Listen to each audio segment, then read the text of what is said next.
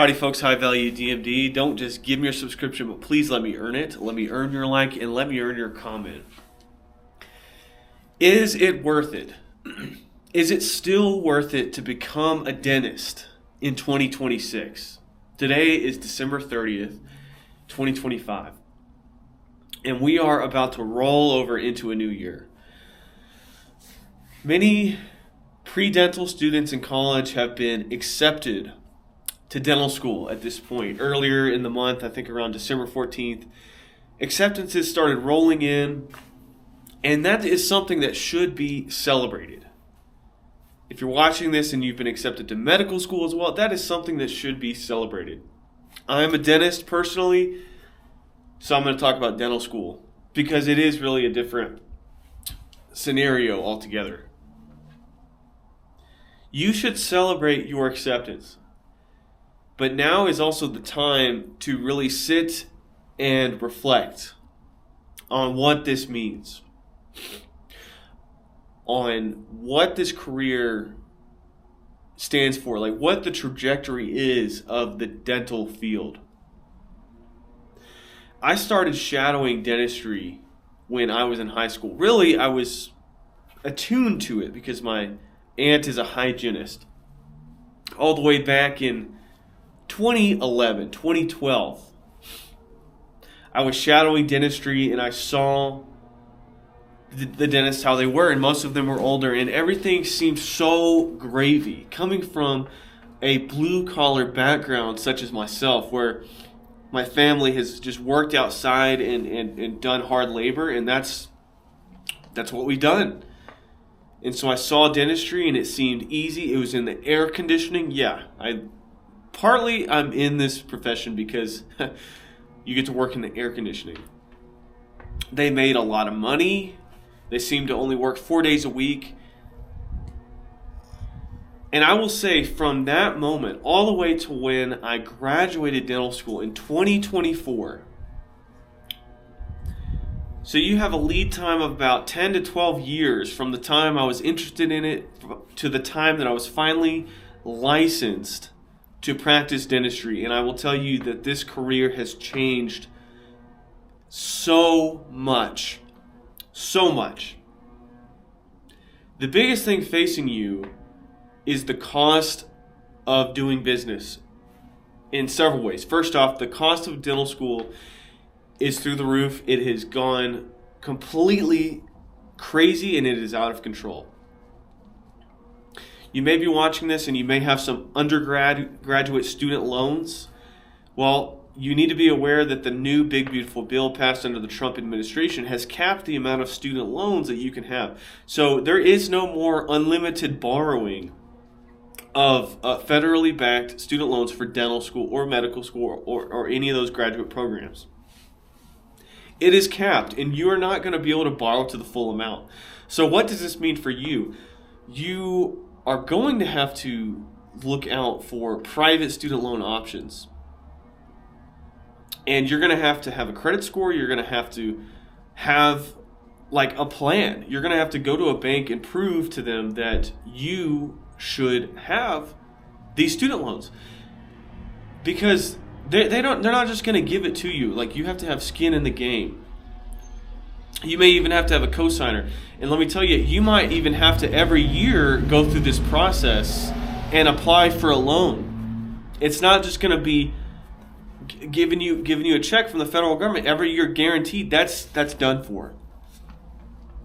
The bank is going to do a risk analysis on you based on your credit score, your assets, which if you're a regular old college student like I had nothing.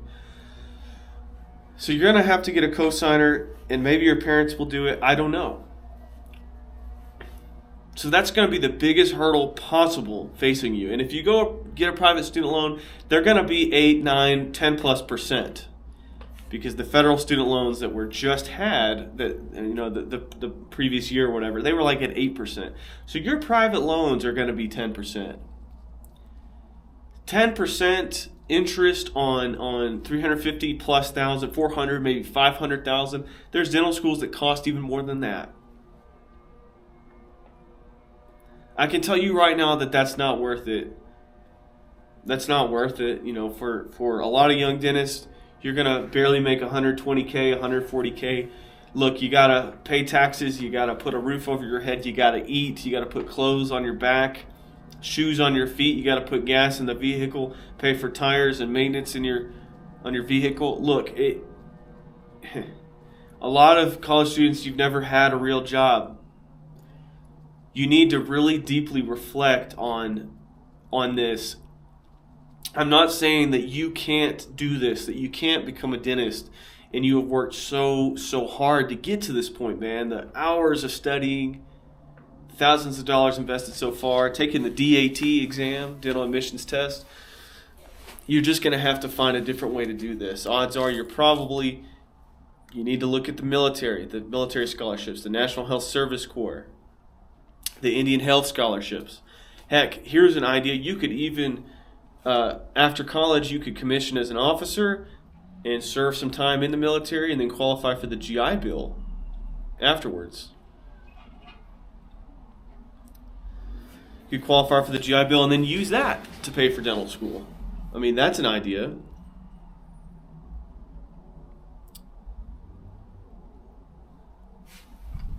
The barrier of entry is just so insane with student loans. But the reality is people don't want to work hard, man. People don't want to put in that effort. People don't want to move somewhere that's maybe less desirable in order for there to be no competition. Everybody wants something handed to them on a silver platter.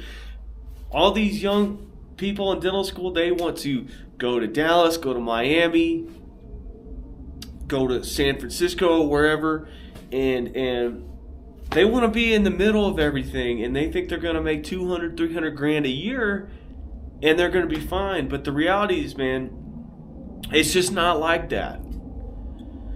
So let's say you finally do get out, and you found a way to make it work as far as the financials of getting your dental degree. Well, dude, the fact is insurance reimbursements have not gone up and kept up with inflation, the cost of living, and everything.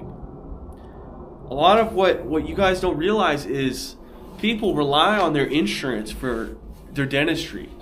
There's a few select offices out there that just take cash, their fee for service, as we call it. And those people, they do pretty well. They've built up a clientele that value their services, that will just hand them money. But insurance, like let's say you do a procedure, right? You do a filling. And let's just say it's a $350 fee for service filling or $400. Well, a lot of dental offices, they're part of this network of insurance providers. They're an insurance provider. And the patients, they don't want to pay anything extra. They're just going to do exactly what the insurance pays. And the insurance, they've already they have a fee schedule, and they're going to tell you what they're going to pay for your work. Let's just say, well, we're going to give you $150 for that $400 filling. $150, man, that's peanuts. That's peanuts. I'm telling you, there are things that you don't know what you don't know. Okay, that's the best advice I can give you. You do not know what you do not know yet. And so while you have been accepted to dental school, you need to go and ask more questions. You need to do all of your research before you jump into this profession. I was doing some restorative dentistry today. I did a filling on a patient. It was really tough. And you know what?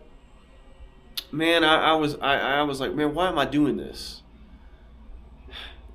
And I'm not going to be doing restorative dentistry for the rest of my life. I'm going to be going into oral surgery. But man, I tell you, the allure, the sparkles and rainbows, moons and rainbows, man, it's going to wear off pretty quick. And it's labor. Dentistry is labor. This is not like, you're not going to change the world, man. And trust me, I have had the opportunity of doing some really good aesthetic dentistry for patients, and they have walked out happy with their smile. And that means something. It does mean something. But this is labor. Make no doubt about it, man. This is a job. It's a job with a bottom line, and Is it worth it in 2026? It is becoming fastly not worth it. The window of opportunity is closing on this profession, and you need to know that. So approach this decision with all the information, do all your homework